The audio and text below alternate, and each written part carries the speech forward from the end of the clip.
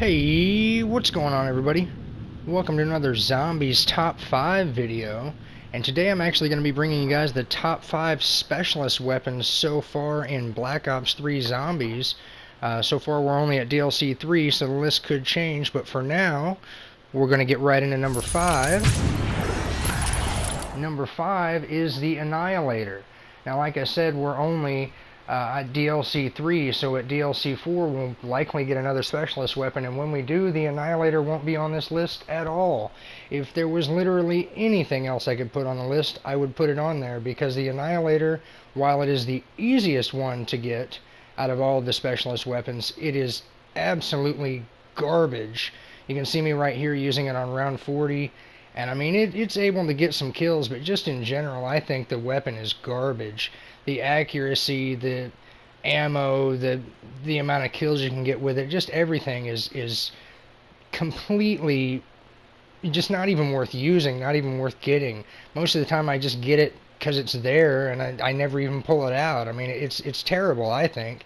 And that is number 5.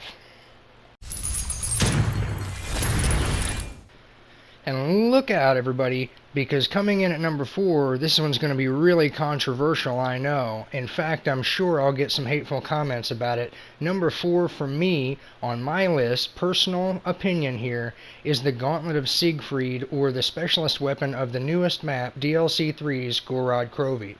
Now, this specialist weapon is probably one of the coolest, if not the coolest looking specialist weapon. It's absolutely a pain in the ass to get. I would probably say of all the specialist weapons, it's the hardest one to get, as far as maybe not being difficult, and it is a little bit difficult, but just in general, the amount of effort you have to put in to get it, the amount of time it takes to get it, is the worst out of all of them. And talking about its effects, it has a flamethrower, which does not kill zombies instantly. It does not do infinite damage, and I've gone down several times using it. It has a thrust punch, which is really cool, but I'd much rather just use the Galva Knuckles, thank you very much, as that's caused me to go down numerous times as well, especially with the napalm zombies on the map. And its final effect is that the dragon can fly around and breathe fire and kill for you. Really similar, I think, to the sword in Shadows of Evil when upgraded, can, fly around and kill for you. And that does do infinite damage and kill infinitely, and that is great. And that effect alone makes it a great specialist weapon, but overall, it's tedious and hard to get, and it's 2 out of 3 of its effects are just not that good. That is our number 4 spot. Don't hate me too much, okay? And wouldn't you know, talking about the sword, here is the sword on Shadows of Evil, coming in at our number 3 spot, and getting into some more positive vibes and some more positive conversation. The list isn't entirely negative. The sword is great. I think it's pretty easy to get. Gets a little tedious after a while, but I think it's pretty easy to get. Even non-upgraded, I think it's great. It's a great weapon. And then, upgraded, it's even better, obviously. Like I say, you get the sword flying around for you. Now, I will say that aside from the sword flying around and getting kills for you, just swinging it around as a melee weapon does not do infinite damage, and about round 35 or 40, it will get you down because it won't kill them fast enough. But the animation is great. Everything about it is just awesome. I love the sword on Shadows of Evil. Couldn't be happier with it. Probably one of my favorites. That's number 3.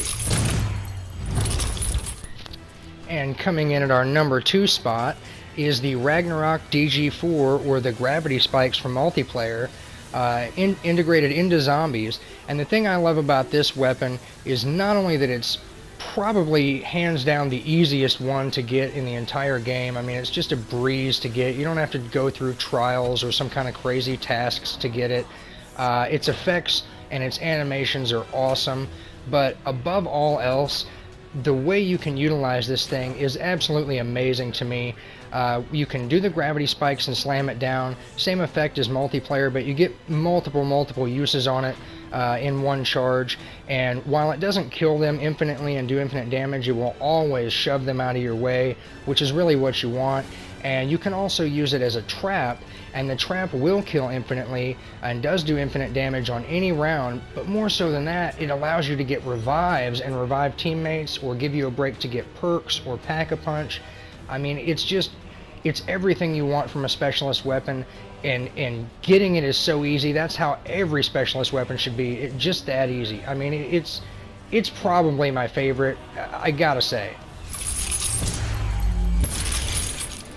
Now, you might be asking yourself, if the Ragnarok DG4 is my favorite, how come it's not number 1? Why is it number 2? And here's why. Because the number 1 spot goes to the Skull of Nansapwa, however you say it. It's on Zetsubou no Shima, which is a garbage map, but this specialist weapon is not just the most powerful and best specialist weapon, hands down, no argument. It's actually probably one of the top 3 or top 4 best wonder weapons of all time, because you can call it a specialist weapon if you want, but realistically it is the wonder weapon of the map. Now, it's really a pain in the ass to get, especially after you've done it 100 times. Totally a pain in the ass and on a really garbage map, but I mean, this thing does infinite damage, saves your life, you get to use it for a really long time on a single charge. Great animation, great everything. I just can't say enough good things about this. This has been my top 5 specialist weapons in Black Ops 3 Zombies. Until my next video, I'll see you bye.